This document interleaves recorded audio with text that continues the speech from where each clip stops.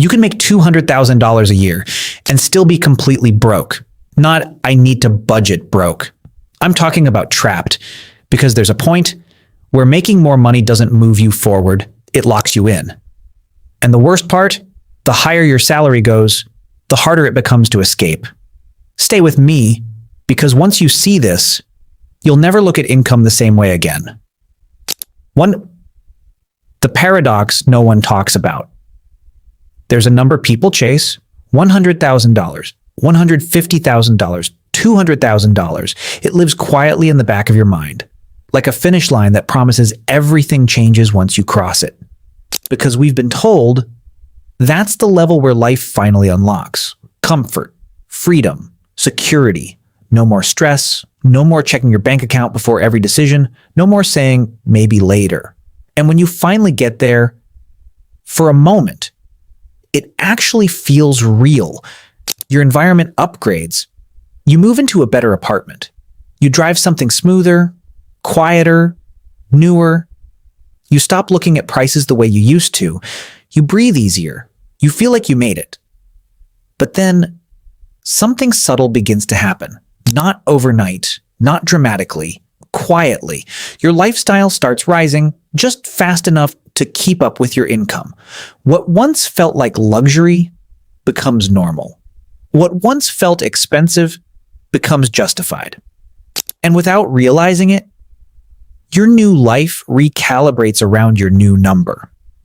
So even though you're earning more than you ever have, even though everything looks better on the surface, you're not actually moving forward. You're just maintaining a higher version of the same position. And that's the paradox no one warns you about, because from the outside, it looks like success. But underneath, nothing has really changed. You didn't escape the system. You just upgraded inside it. 2. The invisible upgrade trap. Let me show you how it actually plays out. At $60,000, you're careful. You pause before buying, you compare options, you track where your money goes. Every decision has friction, because it has to. There's a limit you can feel, but at $200,000, that friction disappears. Not completely, but just enough. Enough to change your behavior. Because now, you don't feel rich. You feel entitled to comfort. And that single shift changes everything. So slowly, naturally, you upgrade. Your rent becomes a luxury apartment, not because you need it, but because you've earned it. Your car becomes a lease, because driving something basic no longer feels right. Your weekends turn into experiences, brunches, trips, reservations you don't even think twice about. And the small things, they stop being decisions. They become automatic, subscriptions, upgrades, convenience, little charges that don't hurt individually. And that's exactly why they're dangerous, because none of it feels excessive. Nothing feels irresponsible. You can afford it. Every purchase makes sense in the moment, which is why you never question it. But behind the scenes, something is being built, quietly, consistently, a system that expands to match your income and absorbs every dollar you make. So instead of your money creating freedom, it starts maintaining a lifestyle. And the worst part? It doesn't feel like a mistake. It feels like progress. 3. The system. You didn't realize you built. Here's what most people miss. Wealth isn't about income. It's about systems. Because income is temporary. It comes in and it goes out. But a system decides where it goes every single time. And the moment your income rises, you don't just earn more, you unknowingly build a new system. Not intentionally, not strategically, just automatically. A system of monthly obligations that didn't exist before. Subscriptions you barely notice anymore.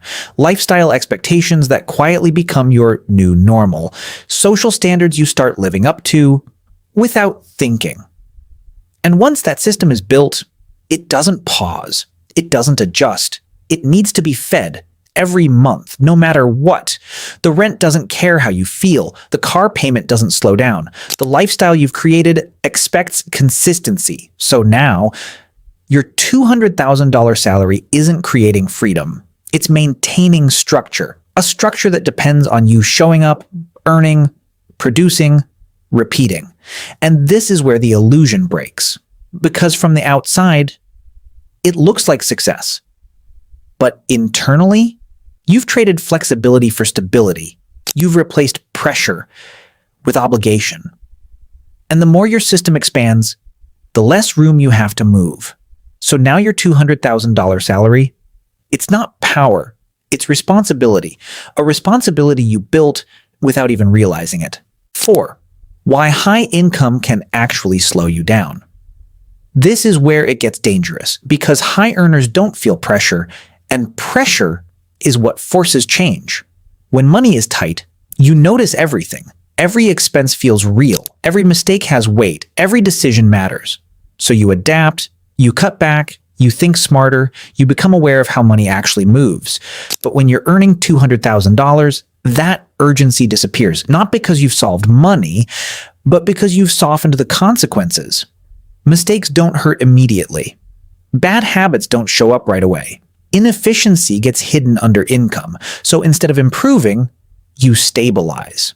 You maintain what already exists. And comfort becomes your default setting. You stop asking hard questions. Do I need this? Is this efficient? Is this building anything long-term? Those questions fade because nothing feels broken. And that's the problem. Because growth doesn't come from comfort. It comes from friction. And when friction disappears, progress slows down without you noticing. So days turn into months. Months turn into years. Income stays high. Lifestyle stays smooth. Everything looks fine. But underneath, nothing is compounding. Nothing is accelerating. Your money is moving, but it's not building. And one day, you look at your life and realize something uncomfortable. You've been running at full speed just to stay in the same place. 5. The psychological lock.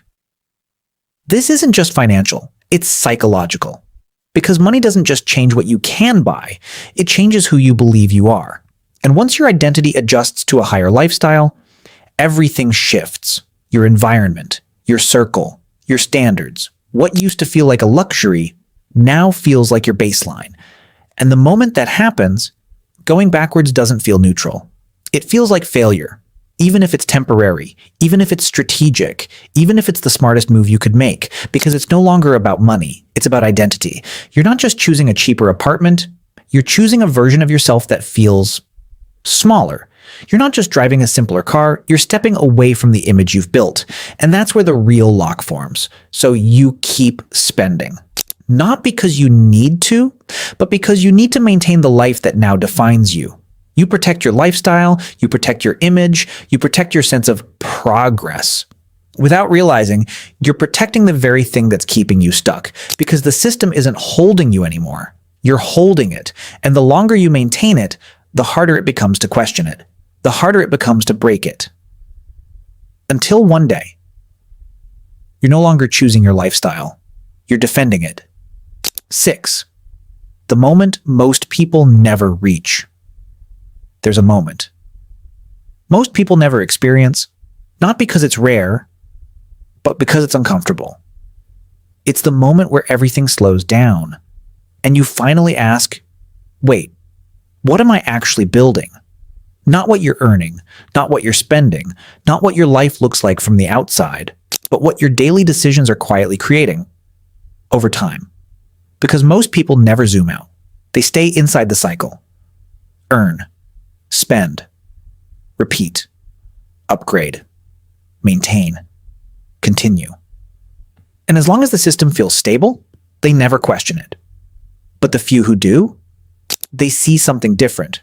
They realize money isn't just movement, it's direction. And direction compounds. That's when the truth becomes impossible to ignore. 2 people can make the exact same $200,000, live in the same city, have the same opportunities, and still end up in completely different realities. One person builds optionality, flexibility, control over their time, freedom to step away, without everything collapsing. The other builds structure, obligations, dependencies, a life that requires constant input just to stay standing. Same income, same starting point. But completely different outcomes, because one is building a system that expands, and the other is maintaining a system that traps. One builds freedom, the other builds a cage, and the difference is almost invisible until it's too late. 7.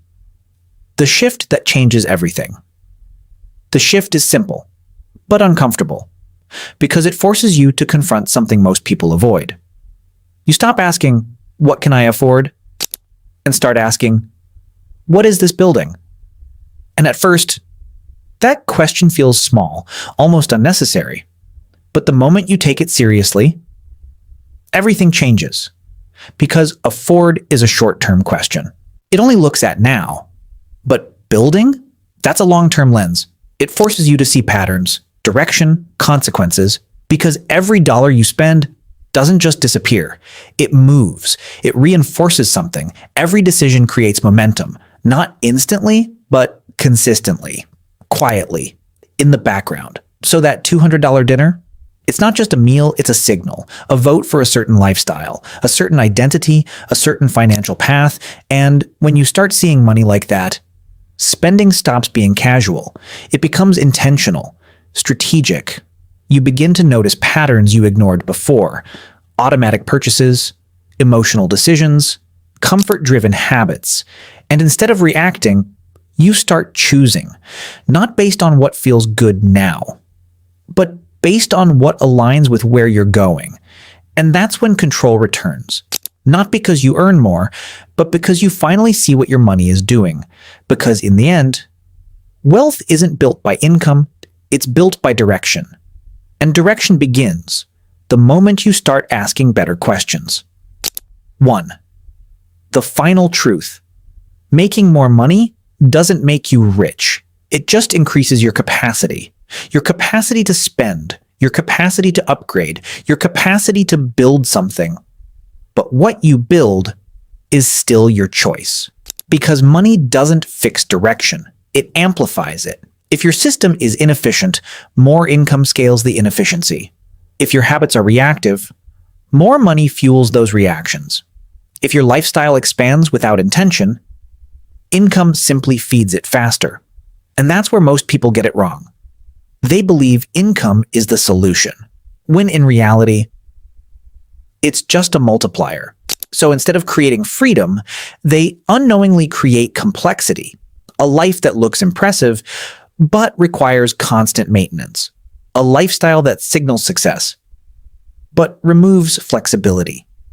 And over time, that system becomes heavier, harder to adjust, harder to question, harder to escape. And the most dangerous part, it doesn't feel like a trap. It feels like achievement, because everything on the outside says you're doing well, but internally, you're locked into a structure that depends on you. Every single month, for years, for decades, without ever realizing it. Until one day, you pause and see the truth clearly. You didn't build wealth, you built a life that can't stop running. If this changed how you see money, you're already ahead of most people, because the system only works when you don't question it. Subscribe if you want to understand how money actually works. And remember, it's not about how much you earn. It's about what your life is silently building.